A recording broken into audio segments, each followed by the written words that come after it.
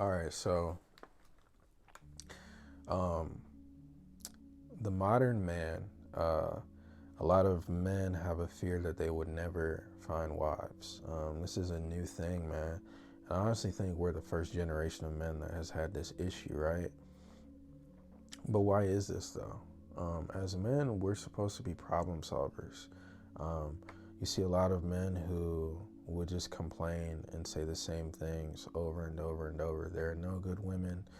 You know, women are narcissists. They only care about themselves. All these different things, right? And there has to be another solution than that. And what a lot of men don't realize is, yes, there are very few good women in modern day society that make good prospects for wives. But on the flip side of that is men are not looking themselves in the mirror. God called us to lead. And the thing you are seeing with modern society is men have led society straight into the hole, operating outside of God's will, not putting God at the forefront of their life, being lustful, right? We're going to deal a lot with lust in this video, not heeding to his instruction, not being on their purpose, right? And as a result, we're seeing a society where women are acting accordingly. Women are a reflection of men, whether you want to accept that or not. When you look at other cultures overseas, men, they always want to go overseas, right? Until they look at the men over there, and the men are all disciplined. The men seem to have a purpose. The men are in shape. The men are top notch, and then you look at their women and they submit and they are home keepers and they have love to give, right? But then you look over here and it's totally different. Why? It starts with men. 95% of men visit pornography on a monthly basis. So if you walk into a room and there's 10 men, right? I was always taught to round up, you know, but if we're at 95%, that means that 10 out of 10 men are watching pornography on a monthly basis, right? But if we round down and we say 9 out of 10, there's only one man in there that is not watching pornography.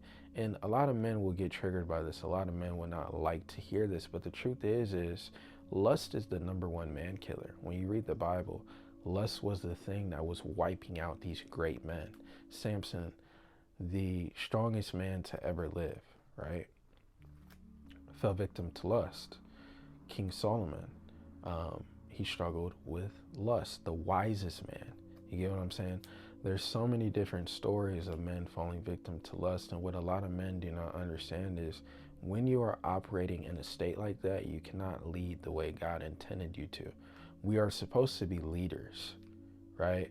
And when we are not submitted to God and his instruction in the Bible, right? Don't have sex outside of marriage, you know, fornicating, lusting, all these different things, if one eye causes you to sin, gouge it out, right? Watching this pornography, so many different things are leading us astray and we are not looking in the mirror, and as a result, we are suffering. I can honestly say, I missed out on a very good relationship because I was being a worldly man. I was lustful. I wanted to be of the world. I didn't want to heed to God's instruction. I didn't want to be patient. I didn't want to trust in his plan for my life. And as a result, I suffered from that. And men are suffering now. And the truth is, until you change, until you heed to God's instruction, until you put him at the forefront of your life, until you get on your purpose, until you stop being so lustful, a God-fearing, godly woman will not come into your life. The truth is, what a lot of men want, what a lot of men describe is a Proverbs 31 woman, is a godly woman, right? But I think one thing most of us can agree on is you are what you attract. How can you attract these things if you are not it? Why are you concerned about a wife if you are not a husband yet? And this is something men are going to have to accept, because we live in a day and age where you will not find a wife scrolling on Tinder at 1 in the morning. I think maybe you could have done that 10 years ago.